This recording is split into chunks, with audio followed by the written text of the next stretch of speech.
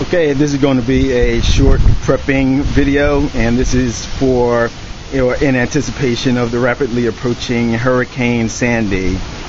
This will probably be the first time in a very long time that Philadelphia has been hit directly with a hurricane strength storm, and the other storms in past days or past years have been tropical storm strength former hurricanes that have pretty much exhausted a lot of their fury over land. However, we're not going to be so lucky this time. This will be about as direct hit as possible, or as I've experienced. So yeah, I just wanted to show a little bit of some of the trees outside my house. Right now, I believe the winds are gusting perhaps up to 45 to 50 miles per hour. You can see some of the light pole there dancing around pretty good.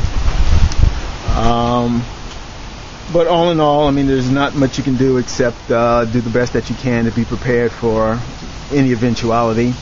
Now, I'm fortunate that I live in an area which is not very prone to flooding, so I'm not really that concerned about floods from an external source, or I should say, being inundated with water. But you always have to be wary of any window breakages. Flying debris might smash through a window during the height of the storm, bringing in a ton of water with it. That happened to us back many years ago. I think it was Hurricane Agnes. That was back in 1972, where a piece of debris flew through our back window and smashed it out, and of course brought in tons of water along with it.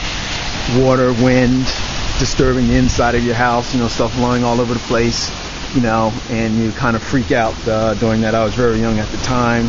I was about 8 years old, so I do have vivid recollections of that. And things are starting to pick up a little, as you can see by the trees, the way that they're blowing. And I'll just swing around to my backyard for a minute. That's my neighbor's yard. And yes, it's raining right now, but I'm a little concerned about our apple tree. It's not a whole tree. Half of it has rotted off on the side, so it's a very good chance that my old apple tree might not survive this. But let me get back in the house real quick and show you what I'm going to do now. Have pretty much everything all set up and ready to go, but I'm just going to take a couple minutes to make sure that my lanterns are filled in the event that we lose power tonight. Okay, so let's just unscrew this and show you if you can see inside. That one's pretty good. That one's good to go.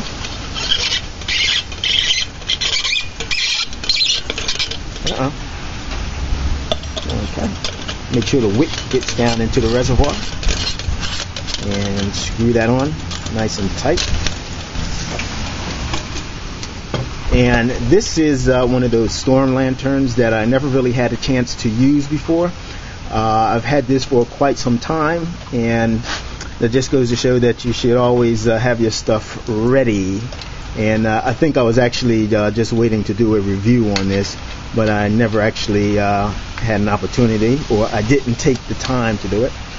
So now, in order to get this thing operational, I'm doing it under duress. And of course, things never work out for you when you do things under duress. So let's just take a minute to get that screwed off. And the one thing that I did so that I wouldn't lose the little funnel that they provide with you with this is I just used a small tether, and now it can just be right in place. And this is your ultra pure smokeless paraffin lamp oil. So let's open that up and pour some in.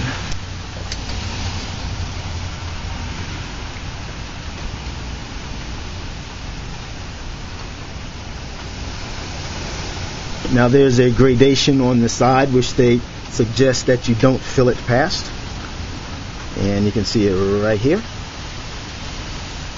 I don't know if that's going to actually show up. Do not fill above this line. So I'm just going to take a couple minutes to make sure that I don't fill it above that line. Okay. Unfortunately, you can't see down in there as well as I can.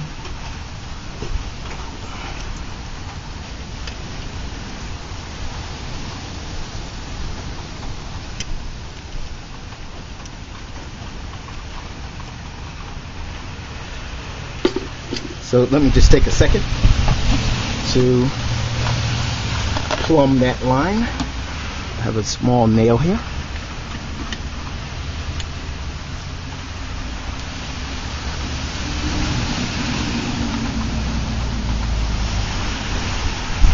Okay, you can use a little bit more.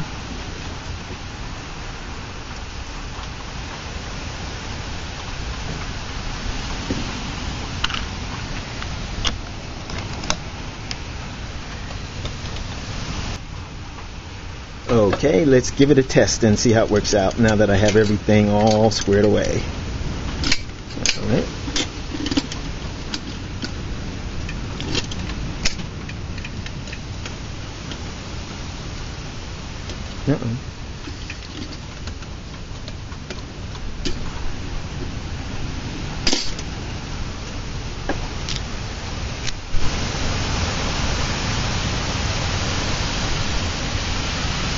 Okay, it looks like it's working, so we're good to go. Let's just lift it up and blow it out. Alrighty.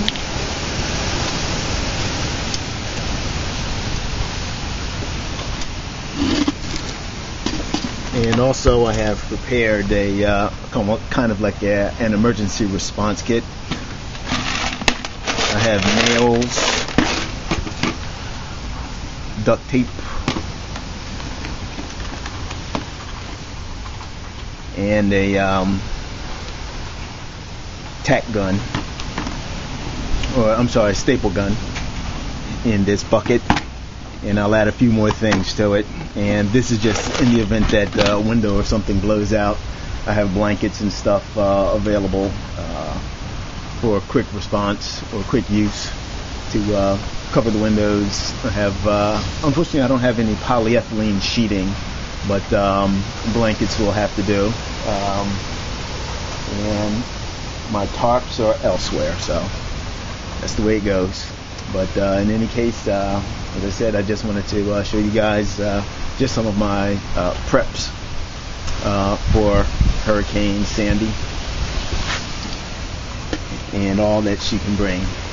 Alright, thanks for watching, and hopefully we won't lose power because I do not have a generator. That sucks. But can't have everything. Not yet anyway.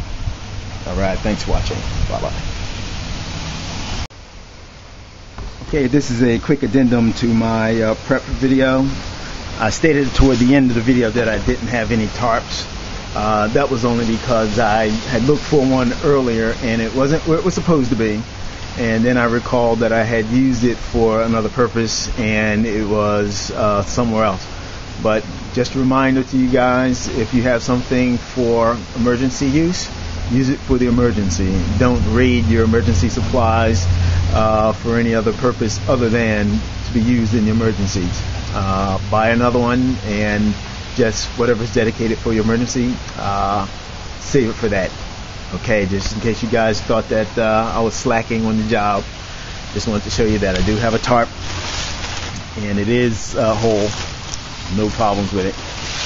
Okay, thanks again for watching. Bye bye.